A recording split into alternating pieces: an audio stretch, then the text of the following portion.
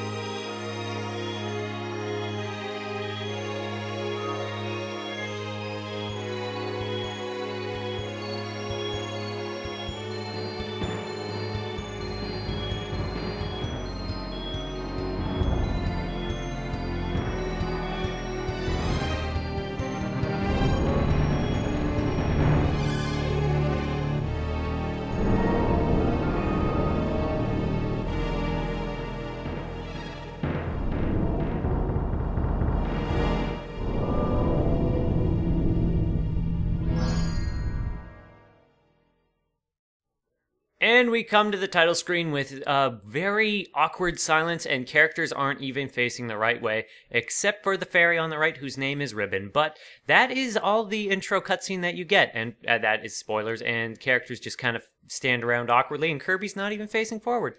But yes, that is my practice file, never mind it.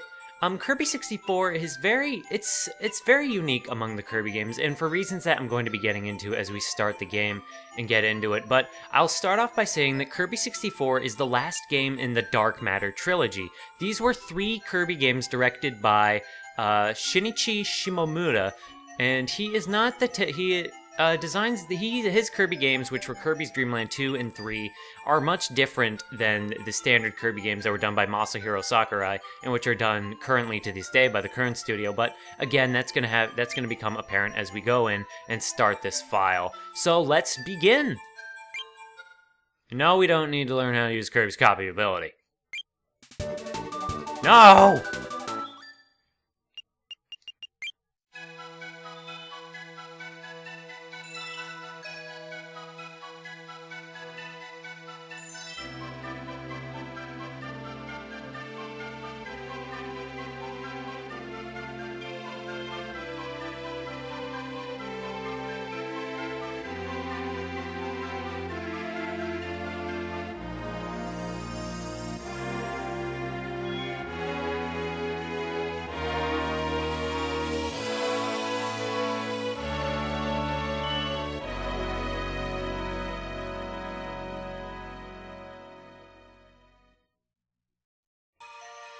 So we come to our map, and immediately we're starting on Popstar. Popstar is the planet where most of the Kirby games take place, and it's the world where the Kirby universe is mostly set. So as we can see from that cutscene, leading off from the intro cutscene, the big crystal was broken into shards, and as per the title of the game, the Crystal Shards, we are going to be adventuring across the land and looking for said Crystal Shards in an attempt to fix it. So let's just start on the first level right now. Kirby is very excited. So, immediately coming to this thing, you get a big zoom in, and I remember starting this up again, and I noticed that Kirby looks really good, actually. This is a late 2000 game, or late N64 lifespan game, because this was in the year 2000. People got to know the N64. While there's a lot of simple shapes and things, there is also, Kirby just looks really smooth for the N64. So immediately, if you know Kirby, you know that there's a lot of power-ups, and immediately we're learning about the fire power-up, which makes him turn into a fireball and charge forward with the greatest of ease. It's very effective, it's a very reliable move. Now, what's special about Kirby 64 is that if you press the button, one of the buttons, I'm not sure how this relates to an N64 controller, I think it's the up-C button, but anyway, I'm using a classic controller. If you bash a power-up into another enemy that can give you a power-up, you can combine powers, and double fire makes you into a super beacon of fire that is very powerful and super fast. So this is the gimmick that sets apart Kirby 64 from all the other Kirby games, is that you combine power-ups with each other. And this is kind of an indicative design philosophy for the Dark Matter Trilogy games. And that is immediately our first Crystal Shard. There are 100 in the game we're going to collect. We're going to be getting them all. It's not too hard to get them all, and you do need them all to get the best ending of the game. So we come into this house, and there's a dude that is going to be in our way. Kirby 64 has a lot of mini-bosses. Generally speaking, they're very easy if you do have a power-up with you. All that guy would have done is kept summoning enemies and dropping them on you. A lot of the mini-bosses are very simplistic. So we raid that guy's home and we murder him, so we just continue on our way because, well, we got exactly what we wanted. So fire, as you can see, is useful, but it can also kind of get you into a jam and into a pickle. We can get through here. And these are Shotzos. These cannons are always invincible in all of the Kirby games, in every game they appear in. They're just cannons, they don't do anything special. We're gonna eat this cake. As you can see, we have 6 life points down there, and we recover it by eating food. Below that is a little star meter that we can get. I'm gonna get rid of this little health we have, or this power-up we have, because I'm gonna be showing off a new power-up. Down there, though, is, below our health bar, is stars. You collect 30 stars, you get an extra life, and that's great. So, we eat a Poppy Brother Jr., we get bombs. Bombs control a little bit strange. You hold down the power button, and the longer you hold it, the further you throw it. Pretty simple. And in this game, a lot of the hidden paths and a lot of the crystal shards are behind or under blocks that you can only destroy with a specific power-up. And usually these are color-coded, so black things are generally destructible by bombs. And of course, if we combine a bomb with a bomb, we get double bombs. And double bombs shoot missiles out of our mouths. As I said, the Dark Matter Trilogy games have a very special way of dealing with power-ups, but I'll be getting into this a little bit later because we are coming up to a fight cutscene. Here's Waddle Dee.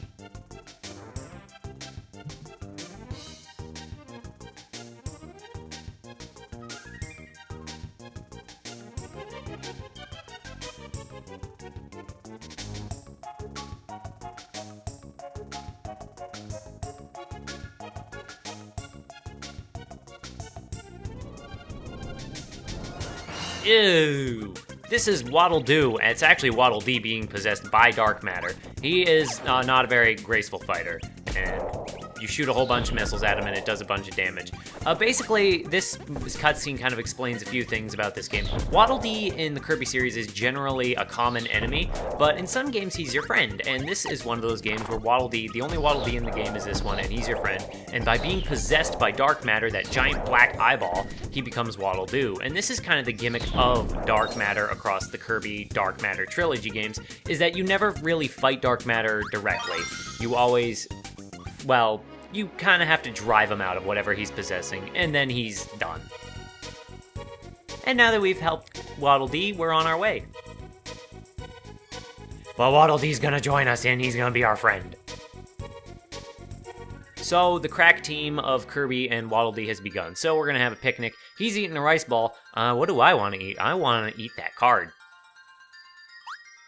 And I didn't get a card, instead I got a little star that adds to our little counter at the bottom.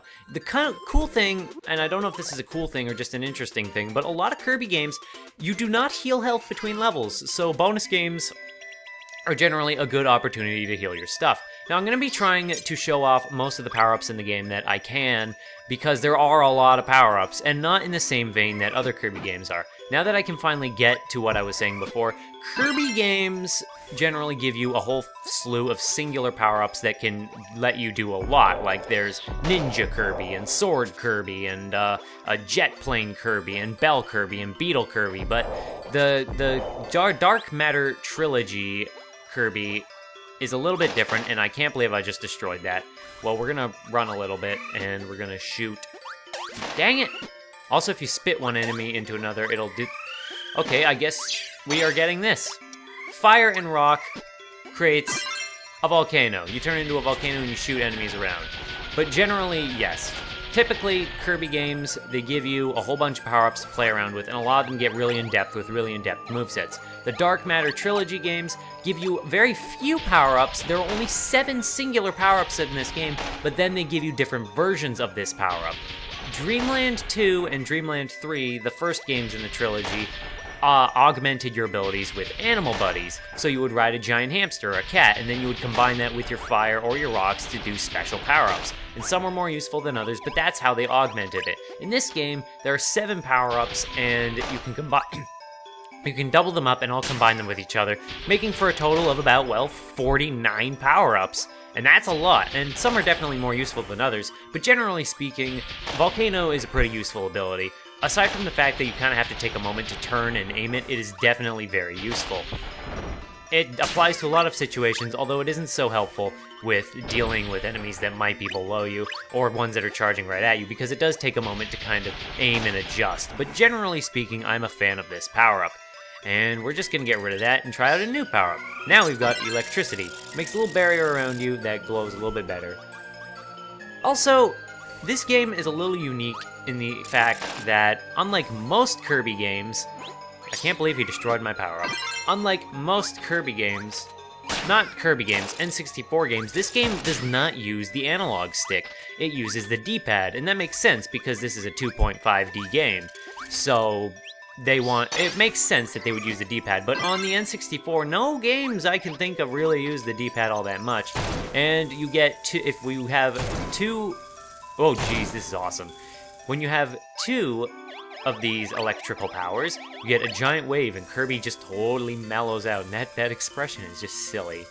It gets smaller the further you go, but this is a very good ability. In general, I can't think of a single double power-up ability that's useful. Now, this is the first example of one of our friends helping us. Waddle Dee is on the journey with us, and he will occasionally be in events like this, where he'll just kind of help us get through certain areas that we can't get through on our own. So, we wait for him to just kind of ride this down the path. And what we're waiting for actually here is a bunch of stars that will be leading down. And there it is. We want to jump down here and then pop ourselves up and try to get up here as quickly as possible. Now, you want to get up here pretty quickly because unlike most Kirby games, you actually do have a limit on how long you can stay in the air with the greatest of ease. It takes, well, you can die if you're not careful. You have a lot of leeway with how much you can puff in the air, but this isn't like Kirby games where the design philosophy was to be able to fly over everything just if you want to play the game easily. You just can't do that. The other Dark Matter Trilogy games let you fly as much as you want, except for animal buddies, but we're not playing that, so I won't get into that too much. Now here we have another mini-boss. If you do not fight a mini-boss by hitting it with attacks, then you have to fight it by throwing enemies at it, by spitting them out. Now, you've seen this enemy's attack, which is just throwing more of itself at you, and that's not really an attack, so I'm just gonna get that fight out of the way. But we come through here, and we get another cutscene! Ow!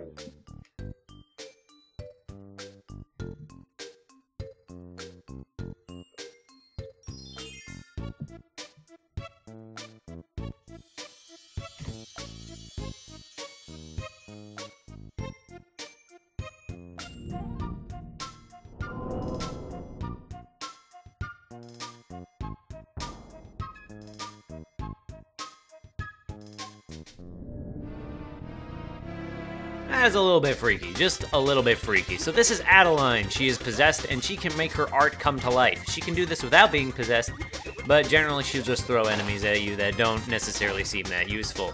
I'm just gonna take that. So these enemies, oh, spiders. You just kind of suck them up, and they're no big deal.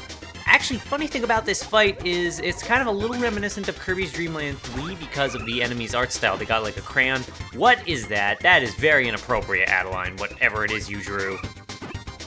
And she gets frustrated, draws herself a giant ice dragon, and she sends that after us. Actually, this fight does go on for a little bit because once she starts summoning these bosses, well, there you go. This was actually one of the boss fights in Kirby's Dream Land 2, so that's pretty cool. It's kind of a cool callback to that. Although I didn't play Kirby's Dream Land 2 for several years until after I played Kirby 64. So we blew up more of her art, and she is frustrated. And now that is Dark Matter. That is actually the form that you see Dark Matter take as the final boss in Kirby's Dream Land 2. It's much different fight than this, of course, and much more difficult. But for the most part, this is what Dark Matter's most true form, I guess you could say, from that game looked like anyway. So yeah, it's not a hard fight. You spit enemies back at it, and if you have a power-up, you can make it go a lot easier, but I decided maybe I should show it off. Because the thing about bosses in Kirby 64 is they're really easy to kill really quickly if you have a power-up. Excuse me, with you. And now she has had enough, so she's gonna fight us on her own. She comes charging at us, and, okay, bye. Artists can't fight is the lesson here. Get ourselves that Crystal Shard and get ourselves a cutscene. And purge the dark matter from her body.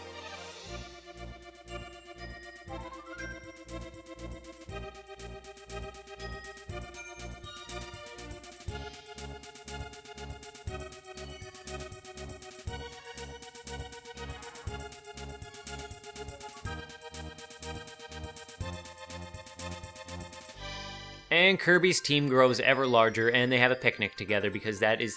Can I just say this is like the cutest way to end levels? It's just silly that you just have a picnic together after every level. Anyway, we're gonna try and go for that thing over there, and we missed. Kirby crying. Those tears. It's just a fountain of tears. But I digress. I think that'll be enough for the first episode of Kirby 64. There's still a lot to be said and a lot to do, and a lot of power-ups to show off and a lot of levels to go through. But in the next episode, we will be going on to a castle. And if you want to see that, then I just hope to see you in the next one. Bye-bye!